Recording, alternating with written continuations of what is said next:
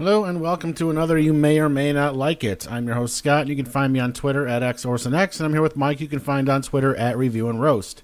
You can find us on Facebook at facebook.com/Review and Roast, and you can find us on Instagram at instagram.com/Review and Roast. I was about to say Facebook again. I'm sure nice. It's pretty neat. Yes. You can find our written reviews at reviewandroast.com and all of our podcasts at comicroast.com. And today we will be discussing the new series from Netflix, Altered Carbon. Carbon. I am human. Me human. Set in a future where consciousness is digitized and stored, a prisoner returns to life in a new body and must solve a mind-bending murder to win his freedom.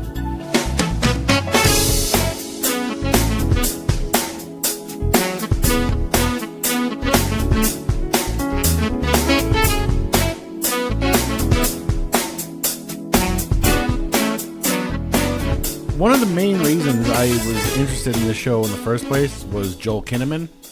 I mean, I first saw him,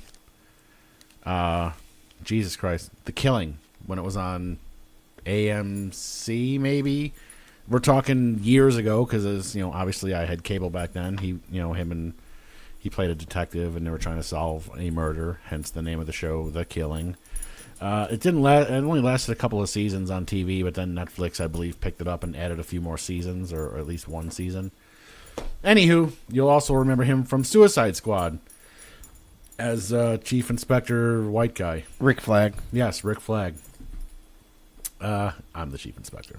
Anywho, I've always liked him as an actor. Oh. What? He was RoboCop in the RoboCop reboot. I haven't seen it, but I kind of want to now. I actually did see it and might have a newfound appreciation for it if I watch it again. Yeah, I feel like when it came around to when I was watching The Killing, I felt like I discovered him as an actor. And since then, he's kind of been picking up a lot of steam. And so everyone listened to what I said when I said, this guy's pretty good. Yeah, and you know what? He really wasn't even on my radar until Suicide Squad.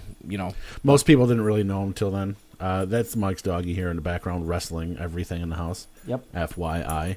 Stupid dog. So basically, Joel Kinnaman plays Takashi Kovacs, who was a prisoner. He was part of, what was the name of their group? Oh, jeez. Well, he's an envoy, but... thank you.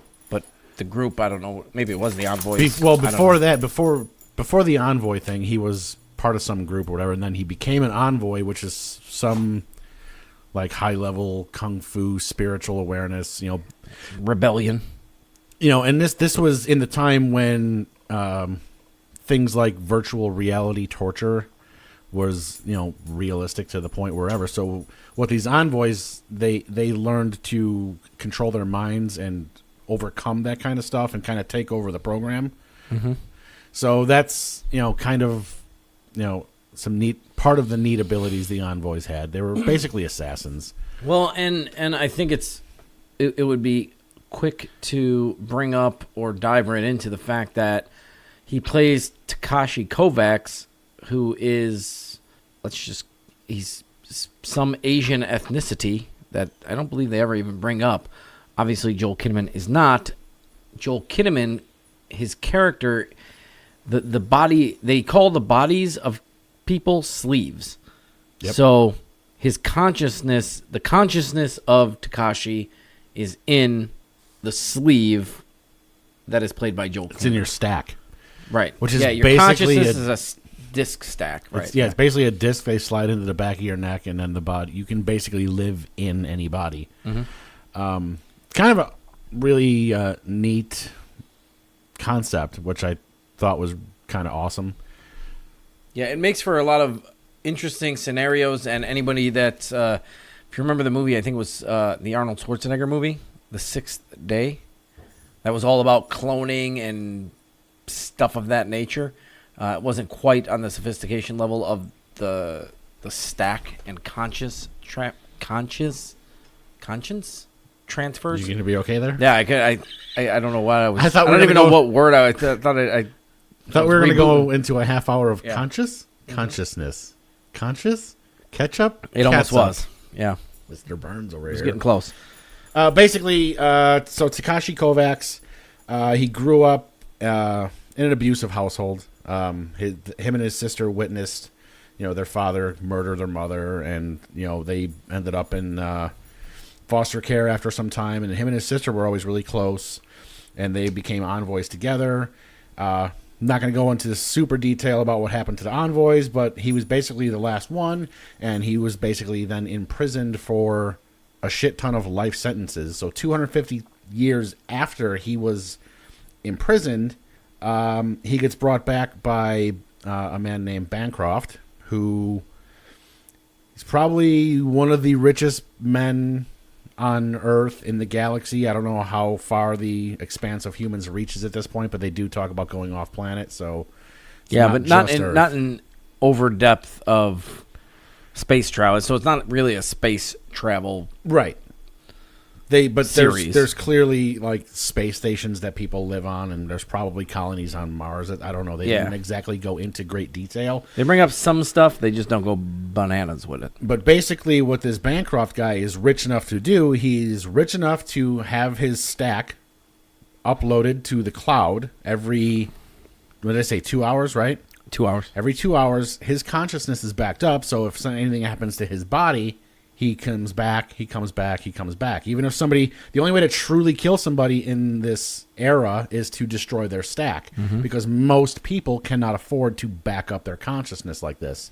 So, or to actually afford a new sleeve at all. So you'll find in the series, which is actually super interesting as well, people are sleeved in whatever's available or whatever's cheapest. Yeah. So some little girl is wrongfully or murdered or whatever, and if you recall, she comes back out as like this 40-year-old meth head looking broad. Yeah, you know what I mean? And it's just the parents are like, Ortega. Remember, Ortega's grandma ends up in the biker guy, the bald-headed 6'3" biker. Yeah, and he's like, oh, meal. Well, yeah. Well, here's what they do, because what some people will do for family occasions, once a year when big holidays come up. They'll pay a small fee to have their deceased loved ones re-sleeved into just whatever's laying around, so they can spend a few hours with them. I'm not saying cheap, but it's affordable for some people. But people like Bancroft not only has the money to back up himself and his family every 2 hours to the cloud, but they also clone their sleeves. So there's something happens to him, he comes back in the same body. He is essentially, didn't they say he was over 1,000 years old? Or was it just a couple of 500 couple of hundred, yeah. Basically, so him and his wife and his kids, stuff. Well, his kid is still, a couple hundred years old, but he still looks like he's, 18. He still treats him like a kid. And he's basically got it set in his will that if his stack ever truly dies, and he truly dies, nobody gets anything. His money goes to, whatever. I don't remember exactly what happens, but his family gets nothing if he actually dies. So it's kind of his way of protecting himself. But basically what happens, and the whole premise of the show, is he gets murdered. They destroy his stack, and they do it about, I think they said 20 minutes before the backup ran. So when he's finally re-sleeved, he basically lost about 2 hours of his life. He doesn't know what happened. He doesn't know who killed him. And he pays the government or whoever's running things at the time to bring Takashi Kovacs back to help solve his murder. And, we know you still have quite the prison sentence to go, but I'm rich and powerful, and if you can figure this out for me, I will buy you your freedom. I'm going to hook you up with freedom and enough cash to enjoy it. Yeah.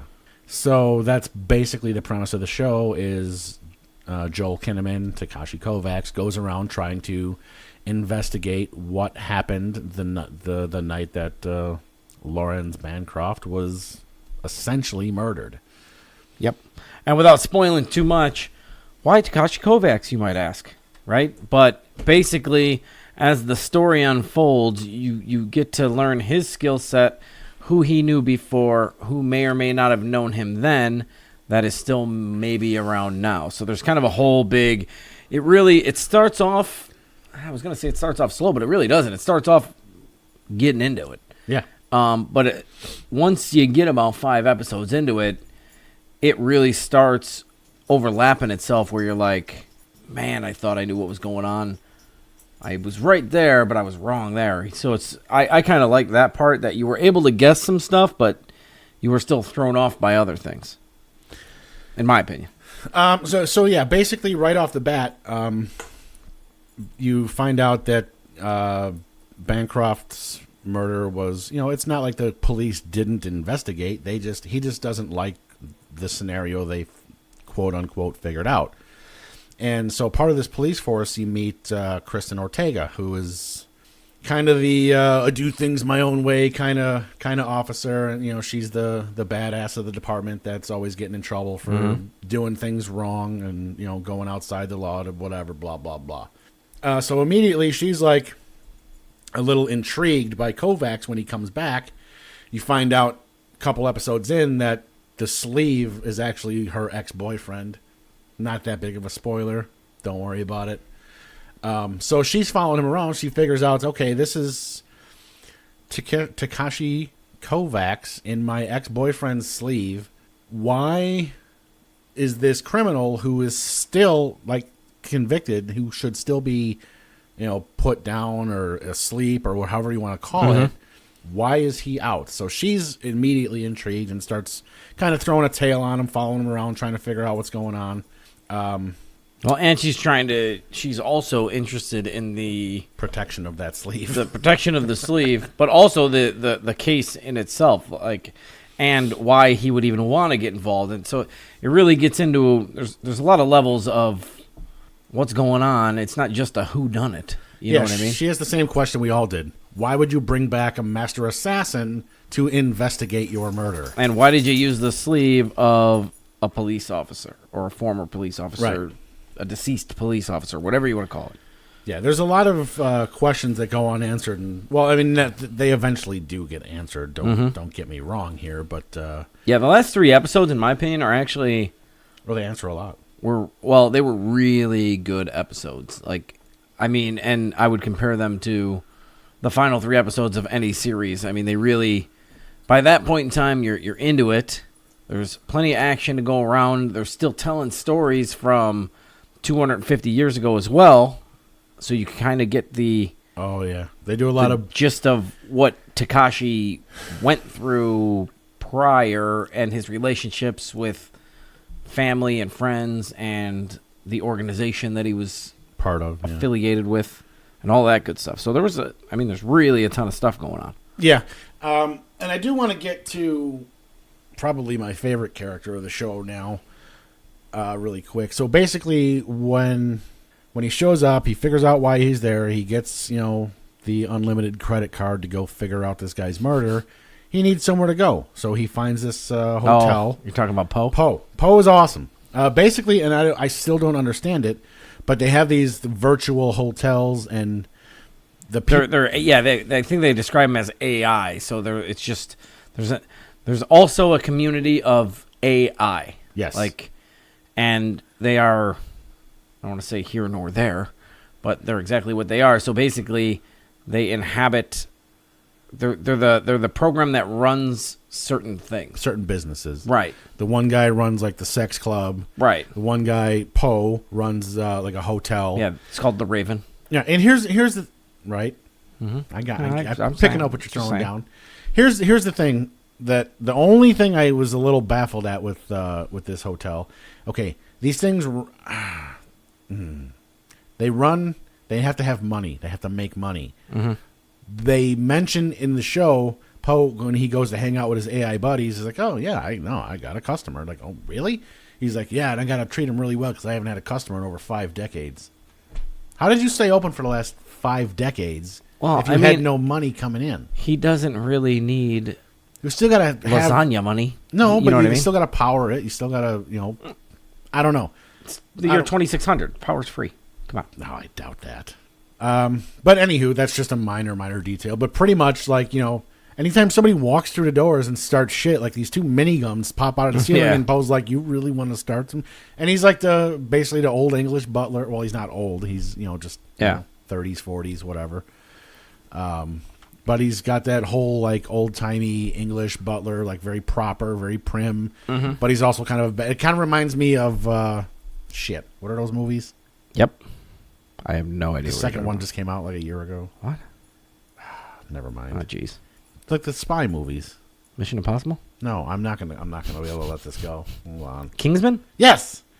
Reminds me of a Kingsman type thing. The proper, Really? proper English gentleman, but then he throws down with some miniguns and some he does. And, he does throw it on. It's a very interesting way to portray some of these characters by making some of them AI, because then they all interact with themselves in their little hangout, which is basically somewhere in the internet. Right. But let's see, who have we not really mentioned? I mean, a lot. No, there's a ton of other characters that are highly involved. There's Bancroft's like wife. I was going to say envoy, but his like secretary concierge lady.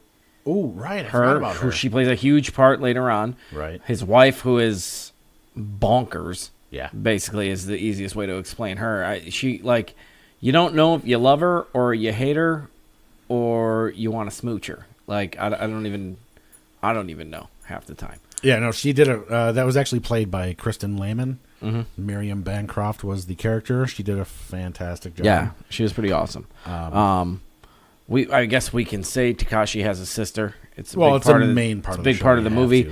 I probably botched the name. Raylene. Well, yeah, no, not that part. Her actual real name, the actress Dai-Chen Lachman.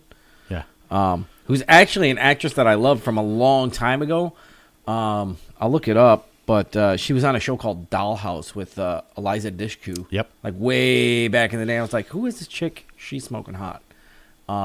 She's been in some stuff. She's been in. I could probably pull some. A lot of TV. Actually, yeah, she was in Agents of S.H.I.E.L.D., which I watched, which was cool. Right. And she was in another show, Shameless. And I thought she was just on something not very long ago. Oh, she had like 2 episodes of Supergirl. She was like a supervillain for like a sec. And she winds up, like you said, playing Takashi Miike. Jesus Christ. Yeah. She plays Takashi, right? Miike? What is that from? He's a director or something. Oh, Miike's from that show that I watch. You watch every show. Dark Matter. Oh. It's one of because the in that show the galaxy is divided by like corporations. Yeah. And Miike is one of the corporations. So anywho, let's get back to Kovacs. Dai-Chen Lachman. No, we're gonna go back. Smoking hot. We will get to her in a second. But basically, so while trying to figure out what Kovacs is doing, Detective Ortega. I was gonna say we didn't even really get to Ortega much either. Who's she's kind of a huge part of it, so that's why I'm trying to circle it back right now. now. Like Joel Kinnaman plays Kovacs, and that's the main character. What's his name? Purefoy. James Purefoy plays Bancroft, who's what the whole thing's about as well. And then Ortega, who's she? Martha Higuereta. She plays the actual police detective that gets involved, and I would say she's the third star. Absolutely. Right?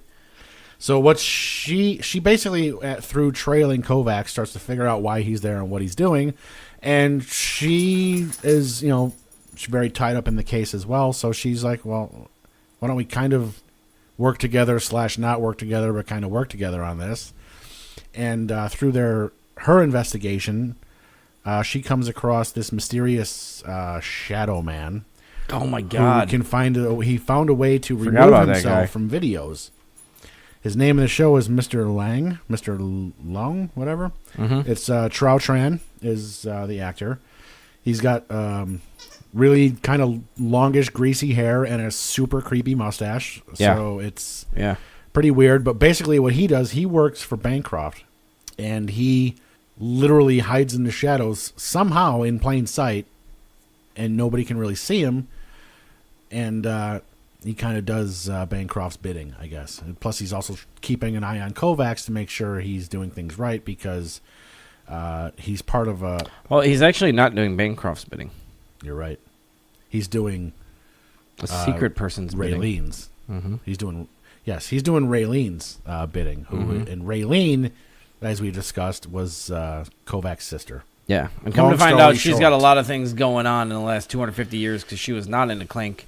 she was out doing stuff. Yeah. Well, I don't want to go into too much detail into the past of their like little assassin group or whatever, but basically it turns out most of them, if not all of them, were killed, and her and him were the last two survivors. He went to jail. She stayed out of trouble, made an empire that could probably rival Bancroft's, and she did it in order to, like, one day, me and my brother will be back together again. I want to be able to have the fucking best life we can have.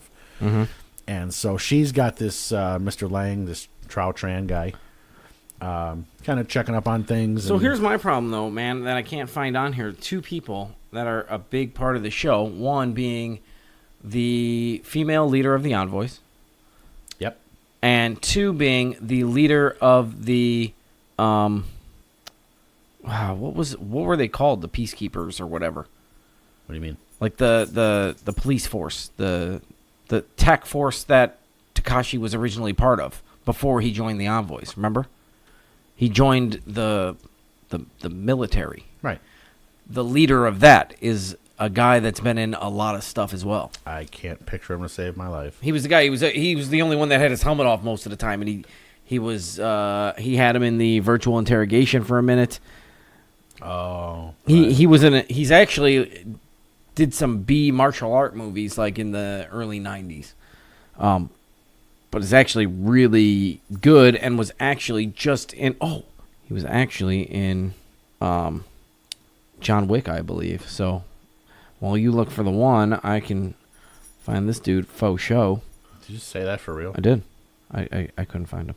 But yeah, so those two characters play fairly gigantic parts as well, in my opinion. Being both sides of Takashi's training, I guess, is how you would put it, I guess. You know what I mean? Yeah, well, the leader of the Envoys was Renee Elise Goldsberry. What was the name on the show? Quellcrist Falconer. What? That's what it's written down here. What was her name? Quellcrist. Oh, man. I'm sure they had like a shorter version of it for the show. You know what I mean? They definitely did. I'm just saying.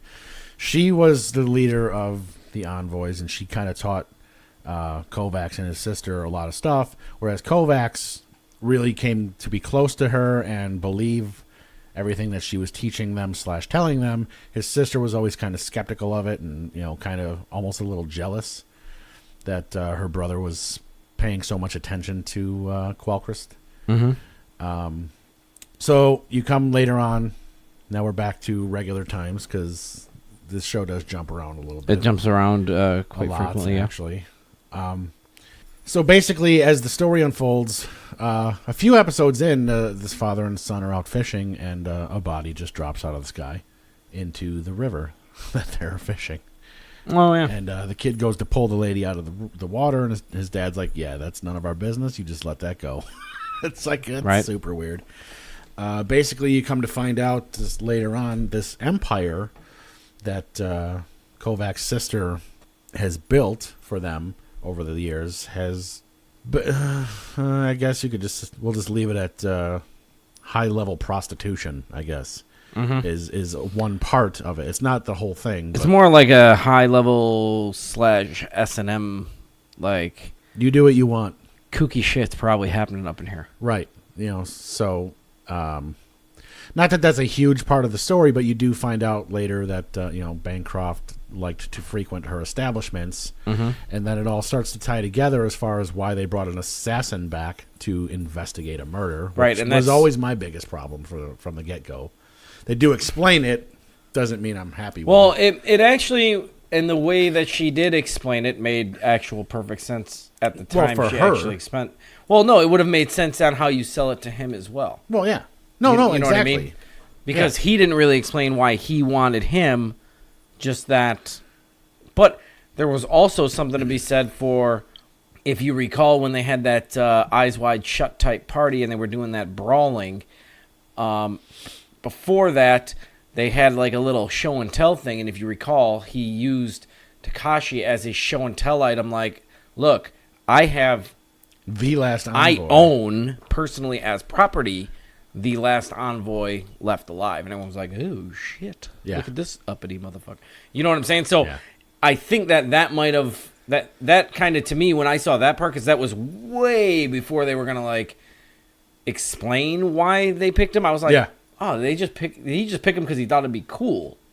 Like I get it. Like, and obviously, as an envoy, he has a certain set of Liam Neeson type skills. So it's not like he'd be completely useless. Like, he's just bringing him around as a prop. Like, hopefully this dude can get to the bottom of things. But the point being is when he did that, it was sort of like, oh, okay. Like, because I had the same thing. Like, the first 2 episodes, I'm like, well, why bring this dude back? I mean, yeah, he's got, like, sweet moves. But, like... What does he know about investigating a murder? Plus, he's been not on Earth. He's been in the virtual for 250 years. Pretty sure cell phones look different. You know what I mean? So Right. You know what I mean? That was one of the other. That was one of my hardest points with the thing, was that he's out there like, yeah, we all got these like eyeball phones. Like, yeah, did they? Yeah. 250 years. I mean, you would think like the whole like we're still using stacks.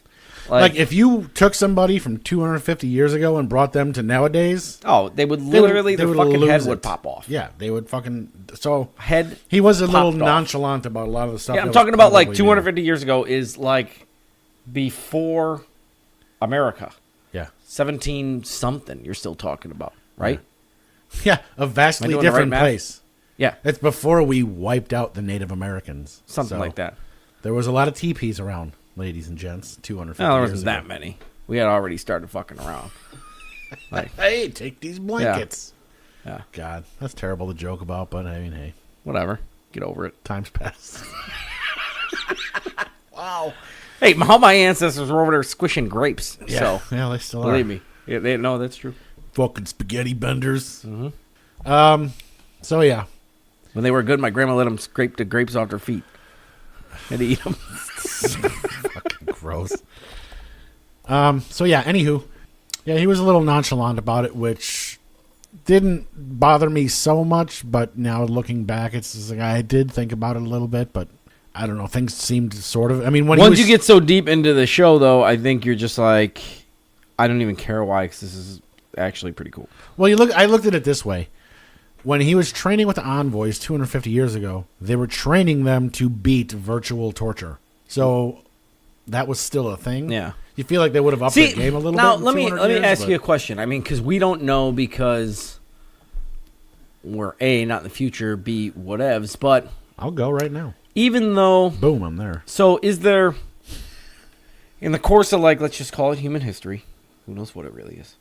Anyways, I'm sure there's always been, like, large gap technological plateaus. I mean, I know it seems like right now we can't stop. We're just going to another dimension.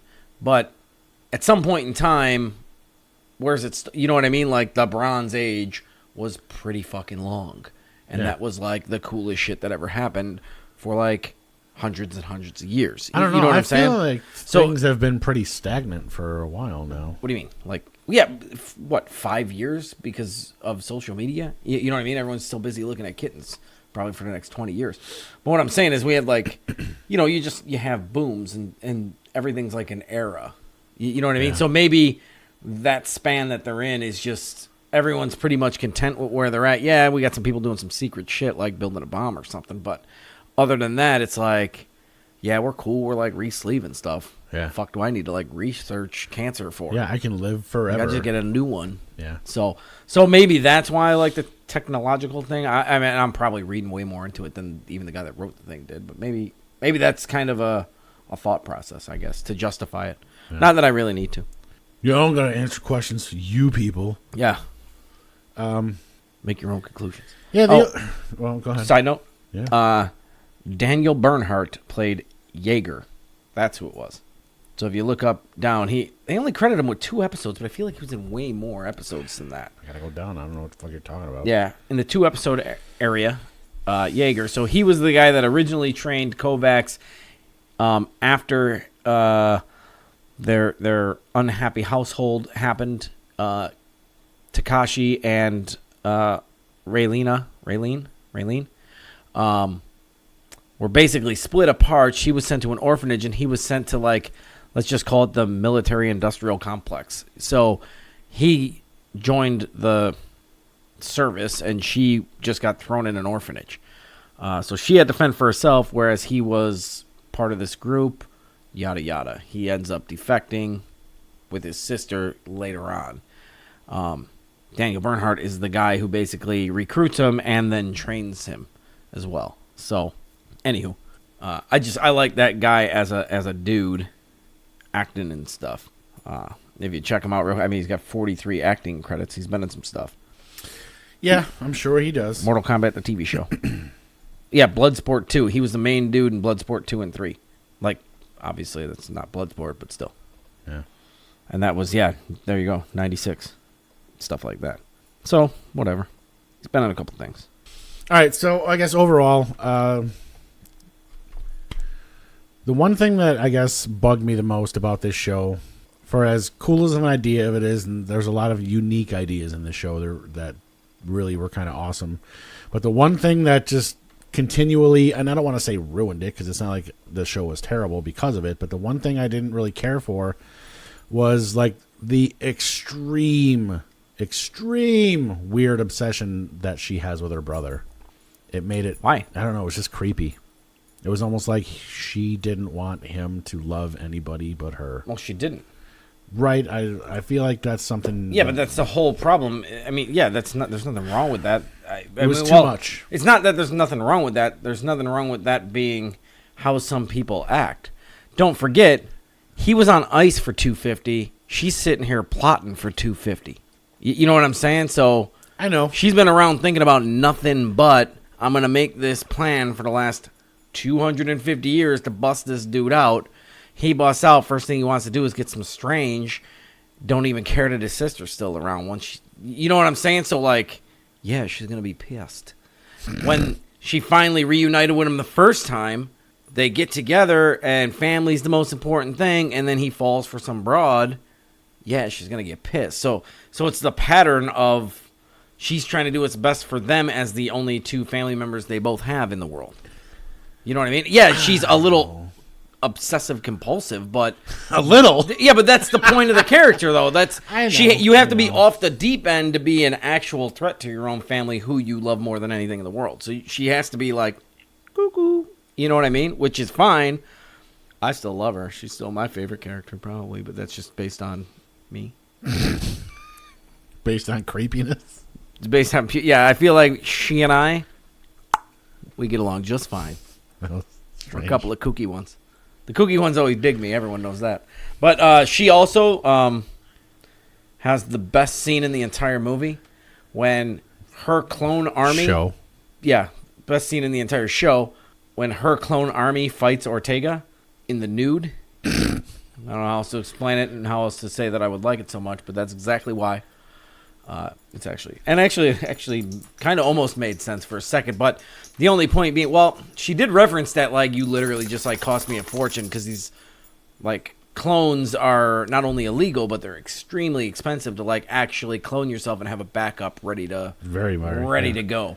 So it was that's sort why of only the super rich have them, right? But Correct. Yeah, she basically has like a room where she's got like a dozen of herself like on ice ready to go, like just in case some shit pops off, and it does right in that same very room. And again, I really want to I actually think that her performance was pretty strong, and what was her name that played Ortega? Well, the performances Martha Hegareta. I don't know why I can't say the performances are not at all what I'm questioning. It was just it was the writing, I guess, that was just a little. Yeah, I think the fact that you are legit creeped, actually, it's like everyone hates Joffrey on Game of Thrones. It's really because he's a great actor. Oh yeah, you know what I'm saying? Like, yeah. You can't hate somebody that much because he just sucks at acting. You'd be like, this guy sucks. Unlike Carl on Walking Dead, who literally straight up just sucks. I don't know. I never really actually watched it. Dude, ever since day one. Does everyone love Carl or no? No, everyone wanted him to die seasons ago. And he's like the only guy that's still alive? Probably. I don't know. Your niece was the one crying the other day. I'm super far behind. Spoilers much. Now I guess I might as well not even watch that show. Was it not Carl? I have no idea. I Oh. doubt it. Yeah, If I don't she know likes either. him, then she's got problems. She probably does. I don't know. Honestly, I watched the first couple episodes of that, and that was it. So, anywho, my point being, I'm trying to think of what I actually didn't like about the show, and I don't know that there's something I can really pinpoint that was I was like, sucks. You know what I mean? I don't know. Well, why don't you throw a number at it? See if it sticks.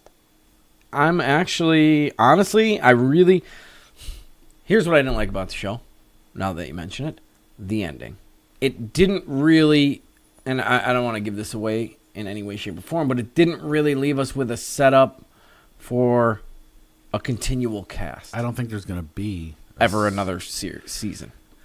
I mean, they could. They could do it. They could do it. They could do a series based in that world. They could do it American Psycho. What's that show? American Horror Story? Yeah. They could do it like that, and they could do another Altered Carbon with a complete new cast. I mean, I don't know if it would hit, though. The world that these guys created is phenomenal. You could throw a bunch of different stories in there, but then technically you can still have a show about the last envoy living in the future. You can. I don't know how, but I don't want to him spoil. and Ortega make Yeah, but I don't want to spoil what it is because it's not. Yeah. No, I know. The same. I know. So that's where I kind of was like, shit. Like, I'm not ready for this to be over just the way it is. You know what I mean? Yeah. Like, obviously, as any series, all these awesome characters we talk about, they don't all make it. You know what I mean? Like, naturally, that was going to happen. What? I know. So that's kind of... And actually, some characters don't make it in some times where you're like, oh, shit. And some characters who you thought wouldn't not make it totally didn't make it. No, that's what I'm saying. Yeah, there was some random, like, unnecessary violence. Like, I mean, it was fucking bananas. Like, that... What was your guy's name? Wang? Which guy? The mustache guy? Yeah. Might as well be Wang with that mustache. Seriously. No, he is not very... He doesn't really care about feelings when he's going for the assassination attempt. No, he doesn't. Like, and he don't care who's around town either. Like, he's all business. But he thinks Raylene's a god. Yeah. Which we didn't really touch on that I forgot part. about that. Because that's actually kind of a huge thing in this series, just real quick before we number it. These super rich and powerful, they're I guess the closest thing to immortal you're ever going to get. And the rest of us ain't. Unless you're in that circle... And even those circles are controlled by, let's just call it the monarch or matriarch of the family. And legitimately, some people feel like that they are godlike and deserve some sort of worship and respect and obedience, which is bananas as well, which I actually kind of liked. That's why I kind of liked Wang. His name's not Wang. Lang. But Lang? Leung. Wang. So, anywho. So, yeah, I'm actually going to give this thing like an 8.5, honestly, which I've been a little lower in my rating scales lately, but I actually found myself looking forward to sitting down and watching this show for sure. And when I got to the last episode, although I wasn't in love with the ending, I was still upset that it ended. Because I would have watched another season right now. So that's where I'm at. I would be interested if they did another season, but I feel like this is like one of the rare times when we're pretty much not on the same page. I went 6.5. That's fine. It had some moments that were really good, but it had just some things that, I mean, there were just some times that literally my phone was just more interesting, you know. Is what it is. It happens. But no, I mean, it was a decent show. But there was just some things that were just a little too out there, I guess, for me. As far as, you know, the creepy sister. I get it. Yeah, see, here's what I think is your problem sometimes is you legit do get hung up on, like, two things. You were crying about that virtual torture for, like, a fucking week. You know what I'm saying? You let that one thing, like, fester in the back of your head and you pick it like a scab. I understand. That's what I think. I understand, like, the mind is a powerful thing. But if you know you're virtually being tortured and you know it's not real, I feel like you should, just like, you know, when people threaten, oh, you're going to go to hell, like, after a minute you're going to get used to it. That doesn't mean you can't feel it. I know, but I feel like as long as you know that it's fake. I mean, you know that everything that you do is fake anyways. It's all legitimately brain impulses no matter what. So if somebody stimulates your brain that way, it's a thing. You know what I'm saying? I You know. chop your finger off. But I legit have no it's brain- finger. Yeah, but it's brain impulses anyway. So if somebody's hooked up to your brain, it doesn't matter. If your brain is what thinks you have no finger. I guess I just feel like I'm already an envoy, so it wouldn't affect me.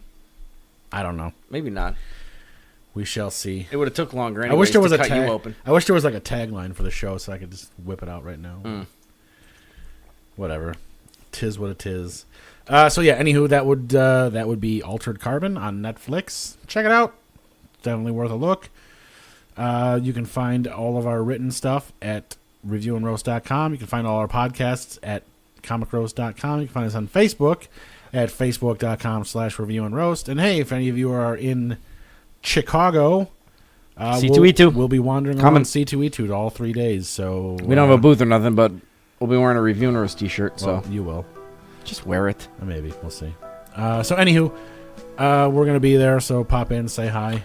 Quick side note, too, one more thing about this show that actually I didn't even notice until I just looked at the cover on IMDb real quick, is how the new sleeves are birthed was actually hilarious, if you recall, because they're actually stored in like a bag with like a tube down the throat and all kinds of like baloney, and it was actually, when they pulled him out, if you remember, was actually pretty good, because he kind of goes like full-blown commando. Yeah. Because he's been on ice 250 years. He's in a new body that's actually like a foot taller than his old one and a little bigger, obviously. So it was actually, and they do that on a couple occasions only, and it was actually pretty funny. Yeah. All right. Good. So yeah, bing, bang, boom. Rest of my spiel. You know the rest of it. So yeah. Stuff. Yeah. Stuff and things. Have a good week. Yep.